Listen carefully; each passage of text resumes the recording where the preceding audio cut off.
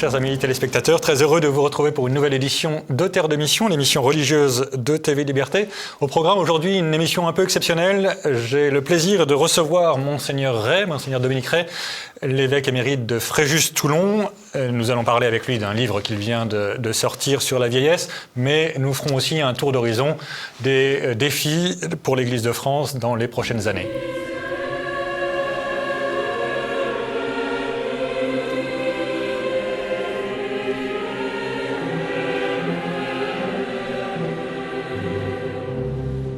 Eh bien, retour sur le plateau de Terre de Mission et j'ai le plaisir d'accueillir Monseigneur Ray. Bonjour Monseigneur. Bonjour. Vous êtes évêque émérite de Fréjus-Toulon. Maintenant, vous habitez à Paris, dont vous êtes originaire. Vous avez été curé à Paris longtemps. Et je vous reçois d'abord parce que vous venez de publier des pensées sur la vieillesse. C'est paru chez Yeshua Édition. Je confesse que je ne connaissais pas Yeshua Édition. Mais franchement, c'est très bien édité. Chers amis téléspectateurs, vous devriez acheter ce livre. C'est vraiment très bien édité. C'est très agréable à feuilleter.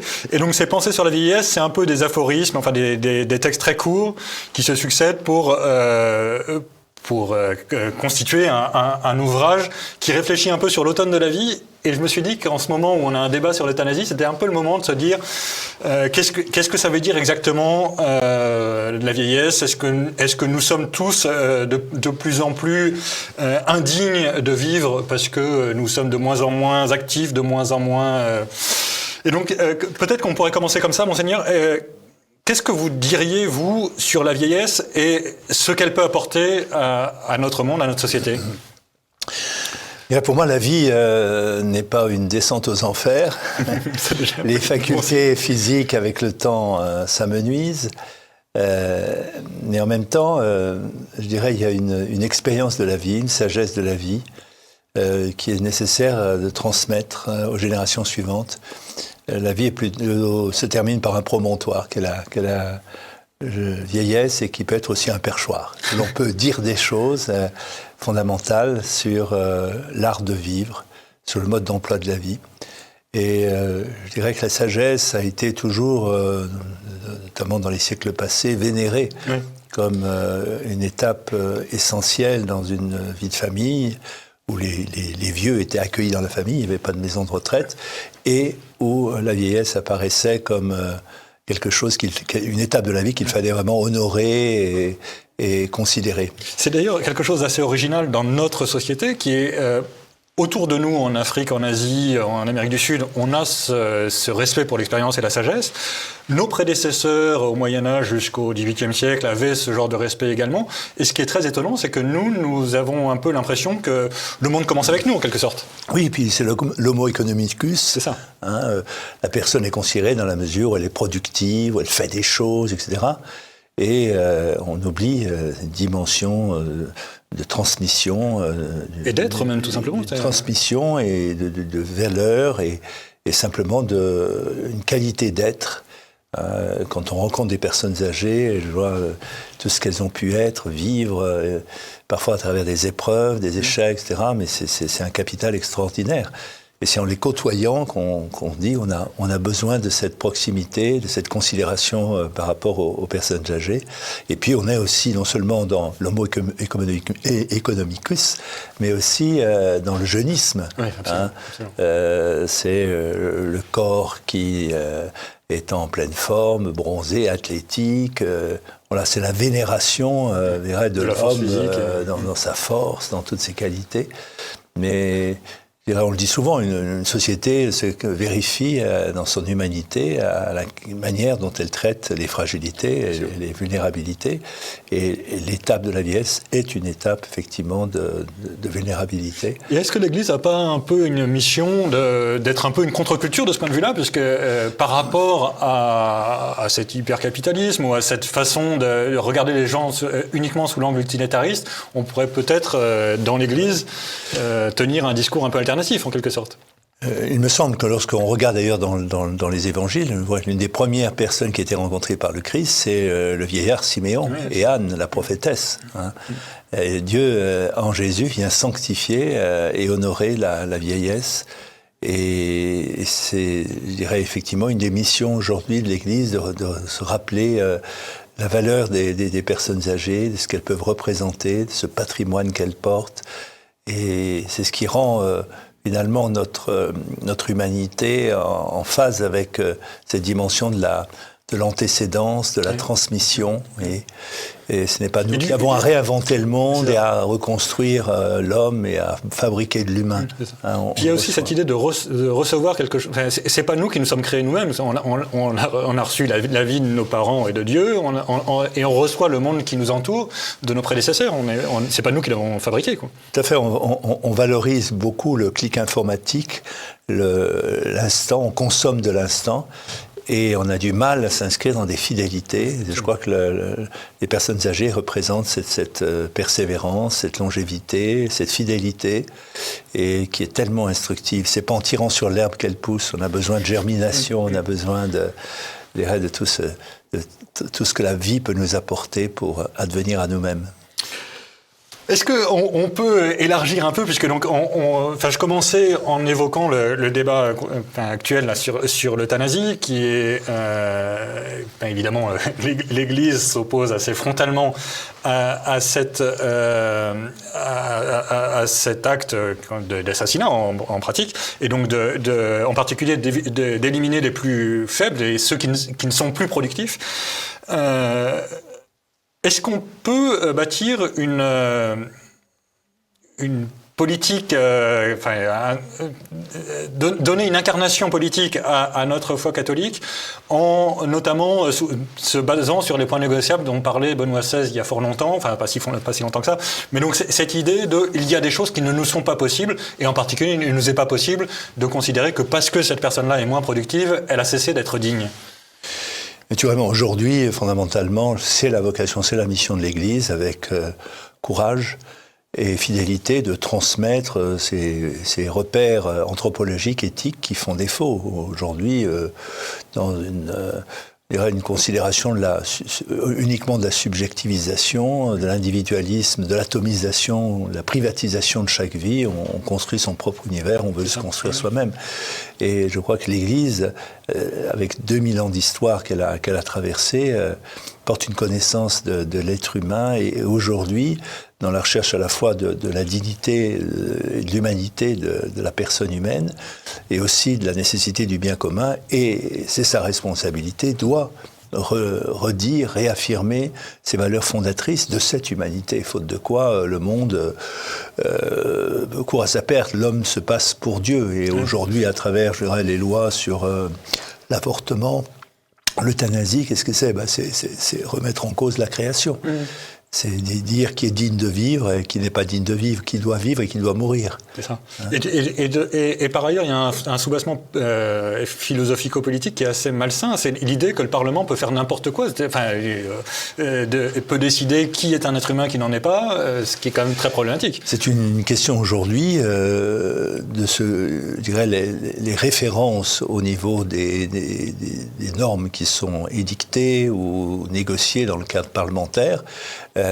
Sont livrés aux pressions médiatiques, et l'État se prend pour Dieu. Voilà, et il y a eu la disparition du religieux conduit à une sacralisation de l'État. Et c'est cela qui conduit aux pires dérives.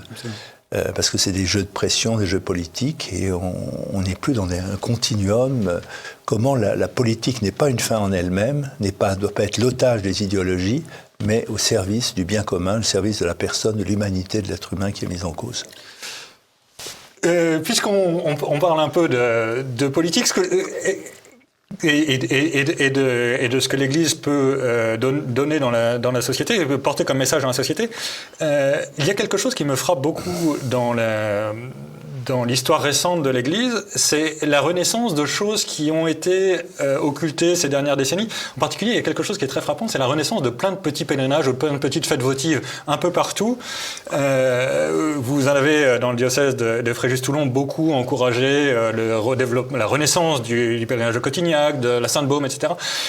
Quelle quelle place vous mettez, parce qu'il y a quelque chose d'un peu incarné là-dedans, dans l'idée qu'on a besoin de ce contact, avec, par exemple avec la marche qui nous fatigue un peu pour aller vers un objectif. On a besoin de cette logique d'apprendre qu'il y a des efforts pour atteindre un but. Et quelle place vous mettriez, vous, dans cette partie identitaire, pardon pour l'expression, j'aime pas du tout le mot, mais vous voyez ce que je veux dire, la renaissance de quelque chose d'enraciné? On recherche aujourd'hui de nos racines. Les racines sont là pour nous apporter la sève dont on a besoin pour construire notre humanité. Et alors ça, je dirais, ce renouveau des pèlerinages traduit ce retour à des sources, à une antécédence qui nous explique. Et en même temps, il y a effectivement cette mobilisation du corps, cette dimension physique du pèlerinage, et qui est aussi ce lien avec la nature. Se retrouver dans un écrin, comme on l'a fait dans les marches de Cotignac ou la Sainte-Baume, se retrouver au milieu de cette végétation qui nous parle de Dieu. Voilà. C'est le retour aussi à l'homme qui doit s'inscrire dans la création. Oui, et ça, je crois que si on a quelque chose à apporter, riche de toute cette tradition de pèlerinage, cette tradition spirituelle qui marque notre patrimoine génétique chrétien, on a besoin de réaffirmer notre foi à partir, je dirais, de cette démarche de pèlerinage. Nous sommes des pèlerins, on l'a dit cette année, jubilaire, des pèlerins d'espérance. Et le fait de... La foi est à la fois, je dirais, un pilier, une certitude, et en même temps nous met en route, nous transporte, nous déporte de nous-mêmes pour gagner d'autres horizons. Et c'est cette incarnation de cette démarche que l'on vit au cœur d'un pèlerinage, vécu non pas tout seul, mais avec d'autres, un effort collectif. Le corps est impliqué dans cette démarche spirituelle. Pardonnez-moi, je vais un peu jouer l'avocat du diable. Est-ce que ces pèlerinages n'ont pas une dimension un peu néo-païenne en quelque sorte, ou est-ce que, on va redécouvrir des montagnes, des sources, des je sais pas quoi, il y a quelque chose de... Privé d'une référence chrétienne, effectivement, on peut donner à un pèlerinage une consonance un peu ésotérique, de magnétisme, voilà. Et finalement, je crois que l'homme ne peut pas ne pas se poser la question de Dieu, et lorsqu'il s'en prive en voulant construire sa propre religion, il construit sa spiritualité, des déviances qui peuvent être sectaires à un moment ou à un autre. Et je dirais le christianisme conjoint la dimension de la bonté, la dimension de la vérité, la dimension de la beauté, etc., dans une mixture qui fait sa richesse. Oui, puis qui est capable d'absorber, ou de recevoir les cultures dans lesquelles il s'incarne, parce que on a énormément reçu de notre culture gréco-latine. Notre conception de la beauté n'est pas la même que celle qu'il y a en Asie, et ça a beaucoup compté aussi pour notre art chrétien. Oui. Et sinon, on est dans une recherche très, très subjective de soi-même, on est en mal-être et on fait des compensations et des fausses sorties du christianisme. Oui. Peut-être puisqu'on brosse un peu un panorama de la situation dans laquelle se trouve l'Église de France aujourd'hui, moi je vois au moins deux enjeux majeurs. Le premier, c'est l'évangélisation des personnes issues de culture musulmane. Évangélisation qui n'est pas simple, évidemment. Pendant assez longtemps, on a mis ça un peu sous le tapis parce qu'on n'était pas très à l'aise avec l'idée qu'il fallait aussi leur proposer Jésus-Christ, et qu'on n'était pas très à l'aise avec le fait que l'islam avait été aussi une opposition au Christ à l'origine. J'ai l'impression que c'est un peu mieux, que l'Église de France est un peu plus militante en quelque sorte, plus portée à l'évangélisation des musulmans. Est-ce que c'est moi qui prends du wishful thinking ou Moi, je pense d'abord, il y a un enjeu qui est la mission. Aujourd'hui, on est dans un contexte de sécularisation, on peut dire, pour reprendre des termes un vieux léger, dans l'exculturation du christianisme, qui n'imprègne plus notre culture, une désaffiliation une perte de lien avec la matrice catholique, je dirais, et aujourd'hui, on est face à cette inculture, cette désaffection, et en même temps, on voit naître à l'intérieur de ce vide existentiel, des quêtes, des attentes, des aspirations spirituelles. Donc il y a une opportunité à partir de cette difficulté qu'on rencontre. Et donc je pense que là, il y a une lucarne dans laquelle il faut rentrer, même si au départ, on peut le ressentir comme une minorité, comme un petit groupe. Et donc je crois que là, il y a une offre missionnaire qui se présente à nous. D'abord, l'évangélisation commence par soi-même, avant de pouvoir dire aux autres ce qui nous fait vivre, il faut le vivre soi-même. Et puis, ça touche aussi bien la dimension de la sécularisation, du vide de Dieu, la perte de Dieu, aussi bien toutes les formes un peu de communautarisme dans lequel on peut s'enfermer d'une manière parfois sectaire, et aussi, ça touche la question, bien sûr, de musulmans. Et comment, dans un esprit qui est un esprit de dialogue fondamentalement, mais qui conduit à l'annonce. L'annonce. Parce que c'est ça, le dialogue interreligieux pendant assez longtemps est resté un peu loin de l'annonce, mais il semble qu'aujourd'hui on commence à pratiquer l'idée que, évidemment c'est bien de se connaître, mais l'objectif c'est quand même d'annoncer ce qui nous fait vivre. Oui, le dialogue est finalisé par l'annonce, l'attestation à partir de notre propre témoignage de vie, de ce que Dieu peut être et faire pour nous et en nous. Et d'ailleurs, la conversion au christianisme d'un certain nombre de musulmans est là pour attirer notre attention et fournir, je dirais, la preuve que le christianisme, ça marche. Oui, alors on pourrait aussi vous objecter l'inverse. Il y a beaucoup de conversions de Français à l'islam. Oui, alors effectivement, il y a le processus inverse, mais en général, quand même, cette conversion vient de personnes qui n'étaient pas forcément tout à fait attestataires et confessantes dans leur foi. C'était un christianisme culturel, soft, et sur lequel ont gangréné un certain nombre de choses aussi qui font que l'islam était... Et puis par ailleurs, l'islam répond quand même à des demandes de notre nature humaine, le fait de chercher une transcendance, le fait de trouver quelque chose qui nous motive à nous dépasser. On le souhaite, évidemment. Une fraternité aussi. Une fraternité, absolument. Et puis aussi, d'une certaine façon, une loi qui nous est imposée, ça n'a pas que des mauvaises... il y a quelque chose d'éventuellement totalitaire, mais ça n'est pas que ça. Ça peut être aussi... Quand on parle de l'islam, il y a en réalité différents islams qui sont extrêmement durs, et puis il y a des personnes avec qui on peut entamer un dialogue, une réflexion. Et voilà. Après, il y a quand même le problème, c'est que la foi coranique, si on peut parler comme ça, la foi coranique est d'abord un refus de l'incarnation et un refus de la Trinité. Oui, et puis il y a par rapport à la dimension de la vérité, par rapport à la dimension du dialogue, enfin de la place de la raison, et la spiritualité de l'intériorité, c'est très juridique. C'est sûr. Oui, puis moi je reste très impressionné par le discours de Ratisbonne, où ce qui nous marque, nous, au moins comme catholiques, comme chrétiens d'Occident, c'est que le Christ, le Fils de Dieu, c'est le Logos, c'est incarné, le Verbe de Dieu, c'est incarné. Et Logos, c'est pas seulement la parole, c'est la sagesse, c'est la raison. La logique, c'est ce qui... C'est pour ça qu'on ne peut pas asséner le christianisme. Ça passe par une dimension de mobilisation de la raison. Et c'est ce qui fait la richesse. Et plus on approfondit, plus on trouve, et plus on cherche, et plus on cherche, et plus on trouve. C'est un long process, quoi. C'est bon. Mais en tout cas, on ne peut pas laisser la raison de côté, alors que dans l'islam, la logique, c'est presque de dire que la raison conduit à l'apostasie. Enfin, le fait d'essayer de comprendre est en soi malsain. C'est une interpellation aussi pour nous. Pourquoi des personnes se tournent vers l'islam ? Parce que ils n'ont peut-être pas eu un écosystème qui les a aidés, et comment on peut porter les communautés chrétiennes. Aujourd'hui, par la perte du collectif, du sens du commun, on a une foi très morcelée, individualisée et très consumériste, à la limite. On vient à son office, mais la dimension du corps dont parle saint Paul, l'Église c'est le corps du Christ, il faut faire corps, elle n'est pas suffisamment mise en valeur concrètement dans les communautés.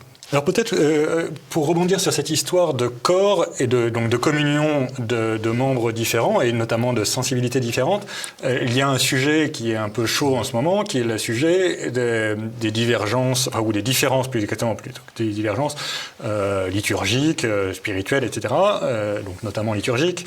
Vous, dans le diocèse de Toulon, vous étiez assez en pointe sur l'union des forces vives, donc recevant indifféremment des tradis, des charismatiques, des ceci, des cela, enfin des différentes sensibilités, et faisant un unique presbytérium, ce qui est pas forcément gagné d'avance quand il y a des gens aussi différents. Mais par ailleurs, je pense qu'il y a quand même quelque chose d'important qui est que nous ne pouvons pas viser l'uniformité.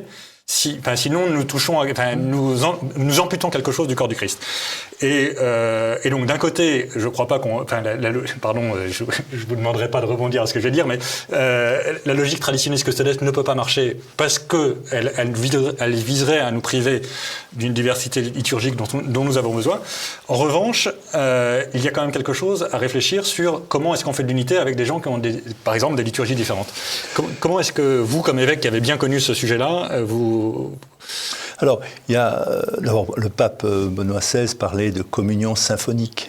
Donc, effectivement, c'est pas seulement la cohabitation, la coexistence, chacun dans son univers de sensibilité liturgique, mais tout en acceptant qu'il y ait une manière d'exprimer la foi différente, on puisse avoir quelque chose de commun. Et ce commun, qu'est-ce qu'il est ? Il est donné d'abord pour moi par l'attachement au Concile Vatican II. Concrètement, il se fait par exemple pour les prêtres par une formation commune, et j'avais insisté pour que les séminaristes suivent les cours et la formation proposée aux candidats du sacerdoce au sein du séminaire diocésain. Et puis, je dirais, par des moments de rencontre, sur le plan pastoral, à l'intérieur des doyennés, dans le cadre des paroisses, de ces différentes sensibilités, pour pouvoir parler ensemble, pour pouvoir, sur des enjeux fondamentaux, concourir. Je me rappelle, on avait fait chaque année, j'avais lancé une procession dans le cadre de la Semaine Sainte, où on traverse avec le chemin de croix l'ensemble du centre-ville de Toulon. Et donc il a fallu arriver par rapport aux revendications de tel ou tel groupe. Mais voilà, c'est sur cette base-là, et puis ensuite on se passe la croix, l'unique croix du Christ. Mais on vit quelque chose de commun. C'est un exemple, mais c'est un long travail qui nécessite des conversions de chacun pour accepter ces différentes sensibilités, mais au service de la mission. C'est la mission qui est le point commun, et bien sûr l'attachement à la doctrine de la foi et au magistère de l'Église. Un enracinement commun et une mission commune. Voilà ce qui nous permet d'être ensemble. Pour moi, ce qui est fondamental dans le dialogue liturgique en particulier, c'est de dire ce que nous croyons, c'est que c'est le renouvellement non sanglant du sacrifice du Christ, que en toute parcelle de l'hostie, c'est vraiment le corps et le sang du... etc. Ce qui est dogmatique. Après, que telle chose soit mieux représentée dans tel rite, bien sûr, on peut... personnellement, il me paraît assez évident que les dogmes du Concile de Trente sont plus clairs dans le rite traditionnel, mais ça n'empêche pas qu'ils soient vraiment tenus dans le rite réformé. Oui, c'est sûr, c'est les fondamentaux de notre foi chrétienne qui doivent être honorés au-delà des... je ne parle pas des rites différents, c'est un seul rite, le rite romain, mais avec des sensibilités, des expressions qui peuvent être différentes. Et je crois que c'était l'apport fondamental de Summorum Pontificum, qui avait permis cette confluence, cette convergence à travers le souci, et c'est le rôle de l'évêque et des pasteurs, de faire communauté, quoi. Et est-ce que vous pensez qu'il est envisageable, parce qu'une des logiques qu'il y avait derrière Summorum Pontificum, c'était progressivement de faire en sorte que le rite réformé reçoive des choses fondamentales du rite traditionnel, et inversement que des saints du martyrologe... Un enrichissement mutuel. Un enrichissement mutuel. Disait Benoît. Est-ce que vous pensez que c'est encore d'actualité ? Est-ce que c'est possible ou est-ce qu'on est reparti pour une glaciation de 50 ans ? Là, j'irai au-delà de mes projections personnelles. Pour le moment, on attend un peu quel va être le positionnement du pape Léon XIV sur ces questions-là. Je crois qu'il est tout à fait conscient. Il est d'origine américaine. Il a été dans des pays où la présence du monde tradit est beaucoup plus faible. Oui, bien sûr. Donc voilà, il a été à Rome. Dans son propre parcours, il a été amené à avoir une conscience vive de cette nécessité à la fois d'une unité, qu'elle soit arrimée vraiment à la doctrine de la foi dont il est le garant. Donc je crois pour le moment, il n'a pris aucune décision très claire dans ce domaine-là. Je dirais, il prend du temps sur des questions aussi sensibles et inflammables de positionner son discours, mais on sent une certaine sagesse, une certaine prudence et une volonté à la fois d'enracinement dans la tradition de l'Église et en même temps pas casser des liens qui ont été mis en place. Merci beaucoup, cher Monseigneur. Alors, je redis, puisque vous étiez venu pour ça quand même, Monseigneur Dominique Ray, Pensée sur la vieillesse, c'est paru chez Yeshua Éditions. Mais évidemment, vous êtes le bienvenu dans cette émission, Terre de Mission, pour parler de toute autre chose si l'occasion se présente. En tout cas, merci Monseigneur d'avoir accepté de vous prêter à l'exercice. Merci beaucoup, Guillaume. Eh bien, ainsi s'achève notre émission. La semaine prochaine, ce sera Jean-Pierre Mogendre qui animera Terre de Mission. Et nous nous retrouvons, dans 3 semaines.